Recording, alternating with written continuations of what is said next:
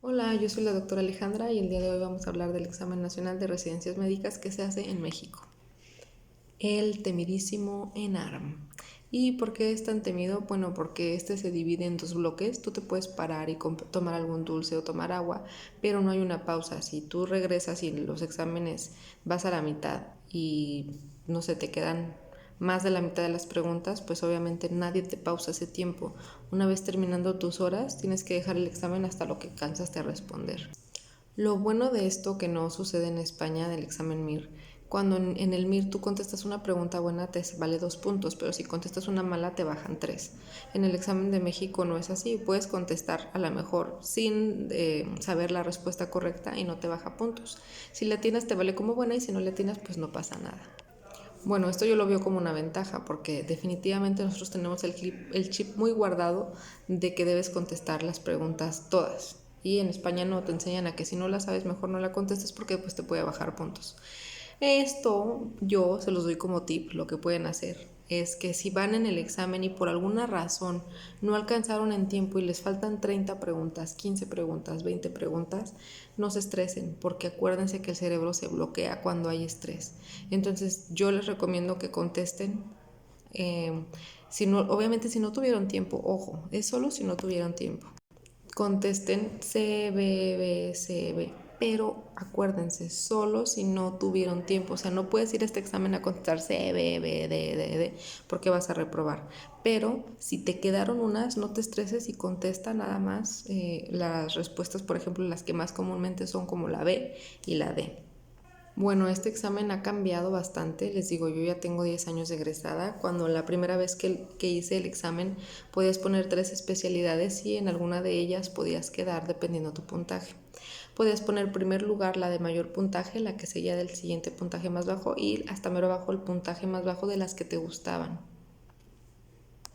Que esto me parece algo increíble porque realmente cuando estás estudiando medicina no es como que nada más te guste una cosa, te gustan varias. Y ojo, aunque este examen no evalúa tu capacidad como médico, sí ayuda a que puedas pasar o no si tienes un buen curso o si tienes mucha práctica con el examen.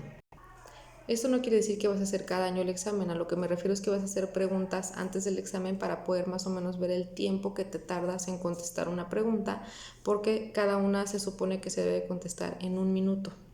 Por eso les decía que si se paran a tomar agua o a tomar algún dulce y estos minutos pasan sin darte cuenta, cuando regresas a lo mejor vas a ir en la pregunta 100 y ya solamente te quedan 100 minutos y no vas a alcanzar a contestar 150 preguntas porque cada una se responde por minuto. Ahí es cuando vas a contestar con calma, sin estresarte, las preguntas que sí te sepas y las que no alcanzas, al final les digo contestar C o B o D.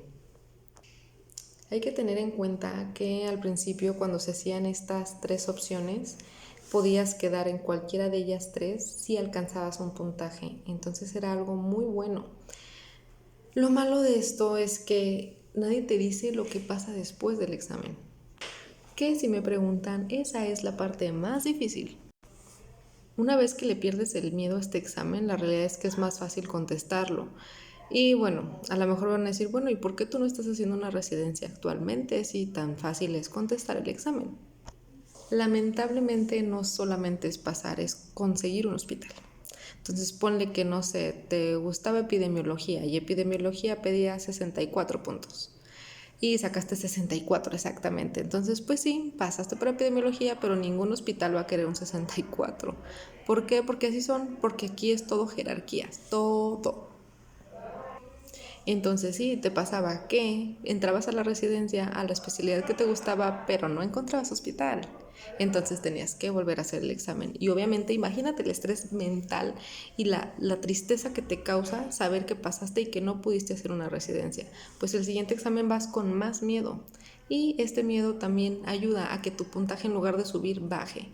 Algunas de mis compañeras que lograron pasar alguna especialidad y no alcanzaron hospital, les dio como mucha garra para poder el siguiente año irles mejor y por fin alcanzar la residencia. Sin embargo, a mí no me pasó, por eso te lo estoy contando, porque a mí una vez que vi que no alcancé hospital, me entristecí demasiado y ya no pude volver a hacer un examen tan bueno como el primero que hice. Entonces cada año iba haciendo el examen más frustrada, más asustada, con más miedo, con más conocimiento probablemente porque cada año tomaba un curso diferente, pero con más miedo. Y nadie te enseña que el miedo no te ayuda en nada. Los cursos son muy buenos para explicarte lo que va a venir en el examen, porque incluso aunque digan que no, los cursos saben qué va a venir en el examen. Incluso me acuerdo que llegué a comprar un banco de preguntas porque les digo, lo bueno es empezar como a practicar antes, a contestar preguntas para ver cuánto te tardas. Y casualmente venían preguntas del examen. Y yo decía, esta pregunta me suena similar a la que vi en el simulacro y las respuestas son iguales. Bueno, pues voy a contestar lo que venía en el simulacro. Lo malo del examen aquí, o bueno, lo que yo le veo ventaja al examen de España es que cuando pasa el examen te salen las preguntas buenas que contestaste en el examen y las malas. Y te dice cómo es que debes responder o cuáles son las respuestas correctas. Entonces más o menos te das una idea de si sí contestaste bien o no. Con México no pasa esto. En el examen nacional, si esa la pregunta la tuviste bien, nunca lo vas a saber. Solamente vas a saber tu puntaje y eso es algo que realmente sería muy bueno que aquí también nos dijeran las preguntas y las respuestas correctas solamente las respuestas correctas para poder nosotros saber si estamos contestando como ellos lo esperan o no. Entonces, si nos ponemos a pensar, parte del problema de este examen es que, como les digo, como en mi caso, que si lo contestas varias veces o lo haces varias veces, llega un momento en que no sabes si lo estás contestando bien o no. Afortunadamente siempre he tenido como más planes, no solamente el examen. Si no, yo creo que me hubiera quedado en ese lapso totalmente deprimida y frustrada. Pero bueno, ese es tema de otro video. El punto es que después de varios años empezó a hacer que solamente ponías una especialidad. Entonces, esa especialidad, si no alcanzabas el puntaje hasta el siguiente año, podías hacerlo nuevamente. Y lo malo de esto es que si sí alcanzabas a tu otra especialidad que te gustaba también y era de puntaje menor, pues no podías ya decir, ay, pues quiero mejor esta otra, porque sí me gustaba y a veces ni se llenaban las plazas. Y también está del otro lado que pasas tu examen, entras a la residencia y o no te gusta y te sales y o tienes problemas dentro de él y te sacan o te invalidan un año, que fue algo que me pasó a mí, pero les digo igual, es para otro video. Entonces, una vez que pasas el examen y tienes el puntaje, dependiendo a qué hospital te quieres ir, es lo que tienes que hacer. Por ejemplo, si te quieres ir a un Secretaría de Salud, tienes que acudir personalmente al hospital y preguntar cuáles son los requisitos para presentarte en ese hospital. Lo malo de esto es que de repente te pueden decir sí, ya tienes tu lugar y al final, pues no está. Se lo consiguieron a alguien más o alguien más fue predilecto en lugar de ti. Pero bueno, igual, o sea, si tú quieres ir a Secretaría de Salud es válido e inténtalo. En el IMSS es diferente, en el IMSS una vez que pasas tienes como que ponerte para una convocatoria dentro de ellos y es pasando el examen, si no lo pasas no se puede hacer. Entonces, llegas, te metes a la página, haces tu convocatoria y te dan la opción de poner las 10 lugares para ver a cuál lugar te toca ir. Entonces, a mí me dijeron, y eso fue un error que cometí, que es un error que no quiero que te pase y que no quiero que cometas. Entonces te lo voy a decir. A mí me dijeron, pon en primer lugar a donde no te quieres ir porque nunca te dan el primer lugar. Yo traía un buen puntaje, pero pues como me dijeron esto, se me ocurrió poner en primer lugar a donde no me quería ir y después ya a donde sí me quería ir. Y no, la realidad es que te pueden dar tu primer lugar, entonces siempre pon en primer lugar el que más quieres y en segundo lugar el que te interesa y así ir bajando. Porque pues luego de repente qué tal que te toca el número 10 y tú pusiste, no sé, Oaxaca y te queda lejísimos. Entonces sí tienes que poner prioridades dependiendo de a dónde te vas a ir. Nunca pongas un hospital a donde no te quieres ir. Te lo digo por experiencia.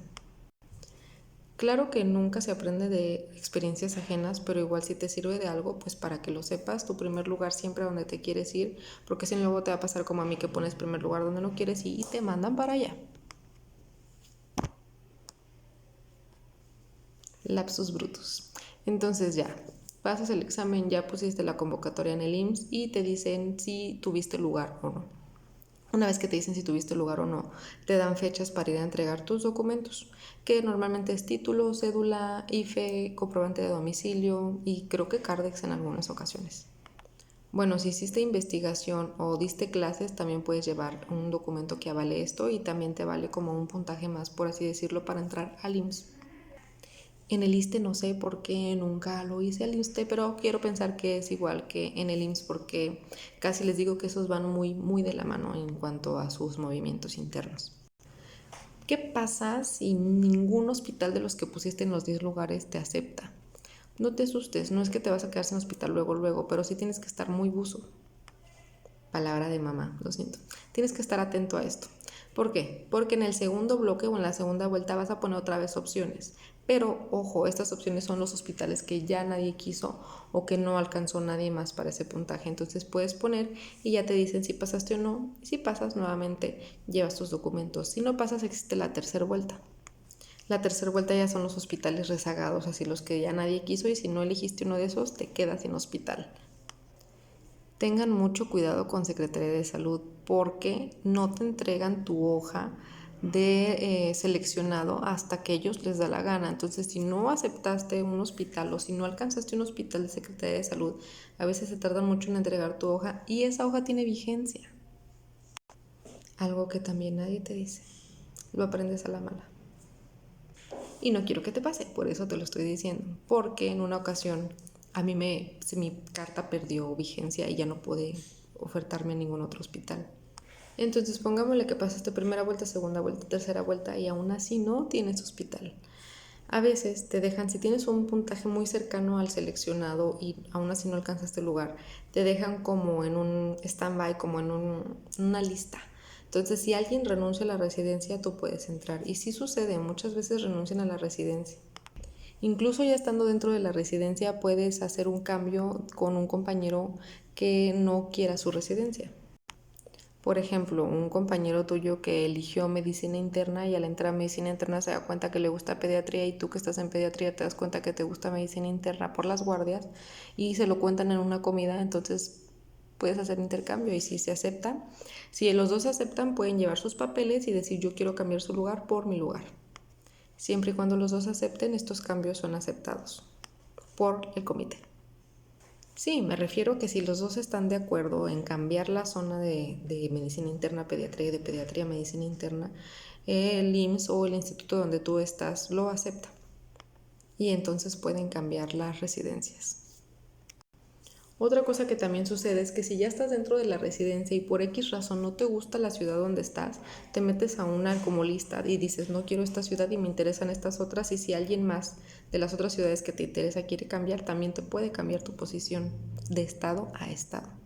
Pero bueno, creo que ese ya es tema de otro video, lo tomamos en otro video, pero si les quedó alguna duda, por favor háganmelo saber para ponerlo los links y los comentarios que a ustedes les interesen y espero que haya quedado todo claro. Chao.